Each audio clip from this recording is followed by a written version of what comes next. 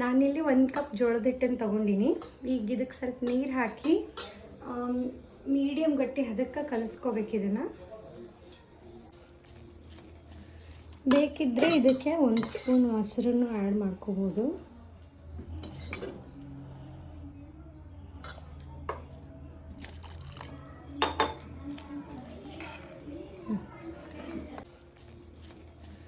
ಬೇಕಿದ್ದರೆ ಇದಕ್ಕೆ 1 ಸ್ಪೂನ್ ಮೊಸರನ್ನು ಆ್ಯಡ್ ಮಾಡ್ಕೋಬೋದು.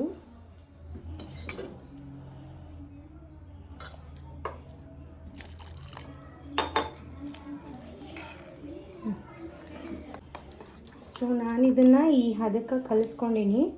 ಇದಕ್ಕೆ 2 ಸ್ಪೂನ್ನಷ್ಟು ಚಿರೋಟಿ ರವೆ ಅಂತಾರಲ್ಲ ಅದನ್ನು ಹಾಕ್ಕೊಳಕತ್ತೀನಿ. ಇವಾಗ ಹಾಕಿ ಇದನ್ನು ನೀಟಾಗಿ ಕಲಿಸಿ ಇದೊಂದು 10 ನಿಮಿಷ ನೆನಿಬೇಕು.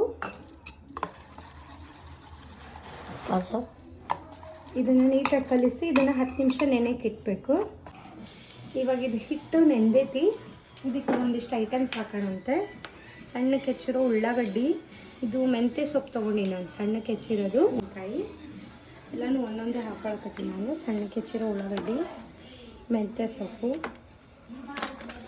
ಸಣ್ಣಕ್ಕೆ ಹೆಚ್ಚಿರೋ ಹಸಿಮೆಣಸಿನ್ಕಾಯಿ, ಕರಿಬೇವು ಮತ್ತು ಬೀಟ್ರೂಟು. ರುಚಿಗೆ ತಕ್ಕಷ್ಟು ಉಪ್ಪು ಹಾಕೊಳಕತ್ತೀನಿ. ಜೀರಿಗೆ, ಇದನ್ನು ನೀಟಾಗಿ ಮಿಕ್ಸ್ ಮಾಡ್ಕೋಬೇಕು. ಇದಕ್ಕೀಗ 1 ಚಿಟಿಕೆ ಸೋಡಾ ಪುಡಿ ಹಾಕತ್ತೀನಿ. ಹಾಕಿ ನೀಟಾಗಿ ಮಿಕ್ಸ್ ಮಾಡಿದರೆ ಆಯ್ತು. ಇದು ರೆಡಿ ಆಗುತ್ತೆ ಹಿಟ್ಟು. ನೋಡಿ ಪಿಂಕ್ ಕಲರ್ ಬಂದೈತಿ. ಪಡ್ಡು ತವ ಕಾಯಕ್ಕಿಟ್ಟಿದ್ದೆ. ಇದಕ್ಕೆ ಸ್ವಲ್ಪ ಎಣ್ಣೆ ಹಾಕೋತೀನಿ. ಇವಾಗ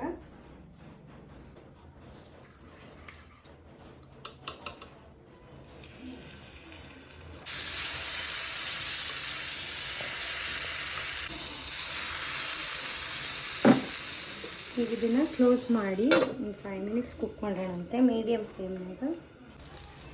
ಸೊ ಇದು ಆಲ್ಮೋಸ್ಟ್ ಆಗಿದಾವು.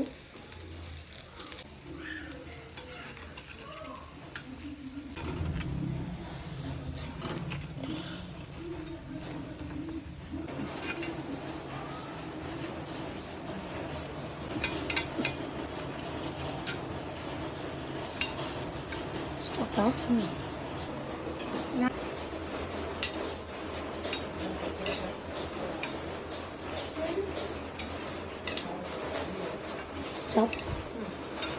ಮಸಾಲ ಪಡ್ಡು ರೆಡಿ.